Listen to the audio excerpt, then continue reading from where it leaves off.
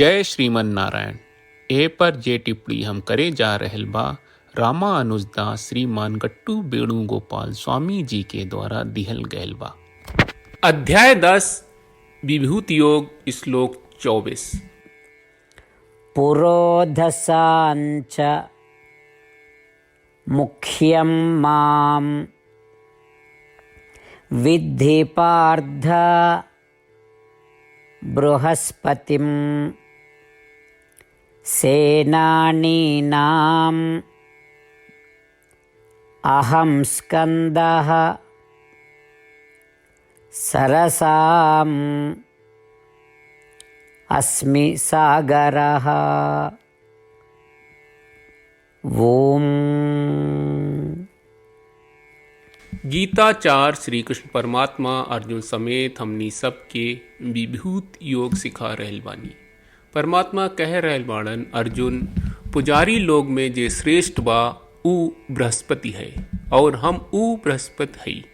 कुमार स्वामी सेना के सर्वश्रेष्ठ सेनापति हवे और हम ऊ कुमार स्वामी है। सब जलाशय में सबसे बड़न समुंदर बा और हम ऊ समुंदर है।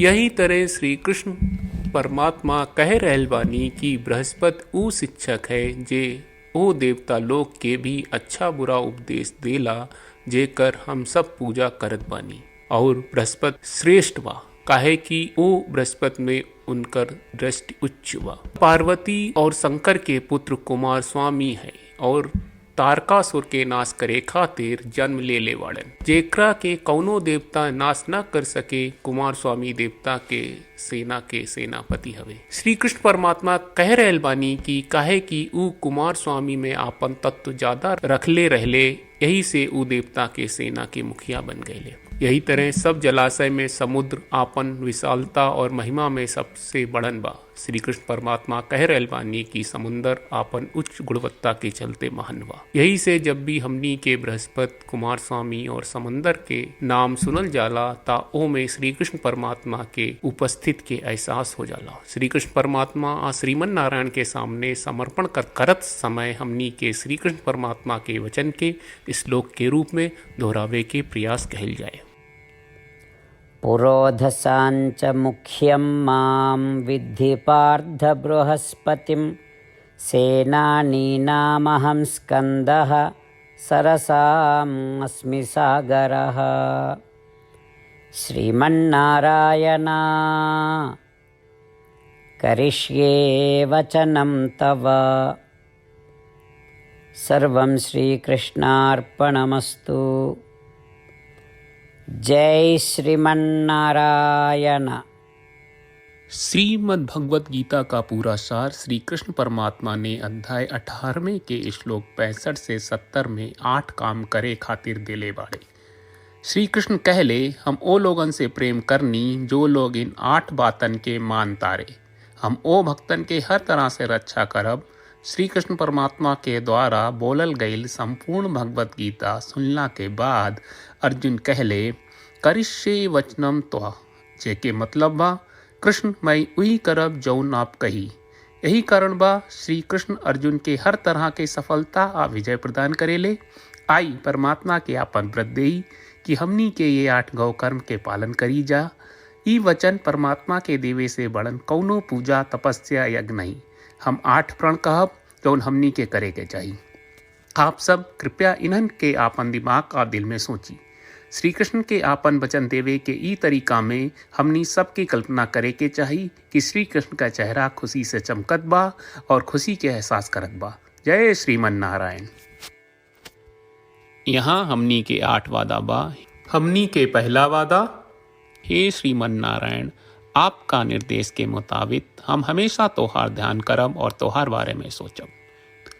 हमनी के दूसर वादा, हे श्रीमन नारायण आपका सलाह का अनुसार हम हमेशा आपका भक्त रहब।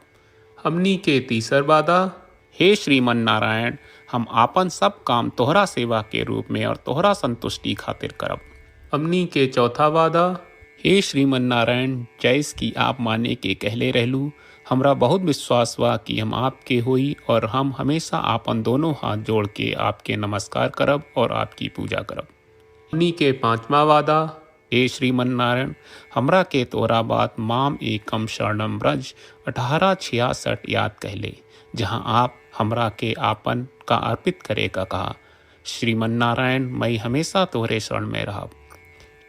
हमनी के छठवां वादा। हे श्रीमन्नारायण, हमरा के तोहरा बात माँ सुचहा 1866 याद कहले कि आप हमनी के शोक ना करे का आश्वासन दे रहे बड़े, हम अब और शोक ना करब। हमनी के सातवां वादा। हे श्रीमन्नारायण, आपने हमरा खातिर श्रीमद् भगवत गीता के वितरण करके हम सबके कृपा कहले और आशीर्वाद दहले बा। हम वादा करत बानी कि रोजाना कम से कम एक श्लोक पढ़ब या सुनब। हमनी के आठवां वादा। हे श्रीमन्नारायण, आप गीता के पूरा मानवता तक ले गयलू।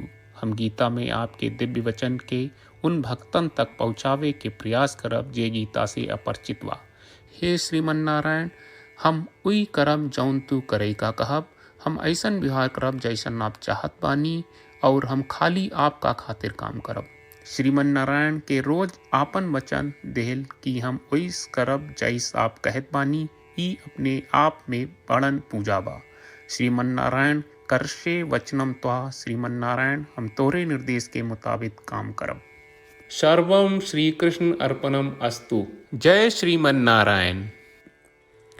पुरोधसाञ्च मुख्यं मां विद्धि पार्थ बृहस्पतिं सेनानीनाम् अहं स्कन्दः सरसाम् अस्मि सागरः। ॐ पुरोधसाञ्च मुख्यं मां विद्धि पार्थ बृहस्पतिं सेनानीनामहं स्कन्दः सरसाम् अस्मि सागरः। श्रीमन्नारायण, करिष्ये वचनं तव। सर्वं श्रीकृष्णार्पणमस्तु। जय श्रीमन्नारायण।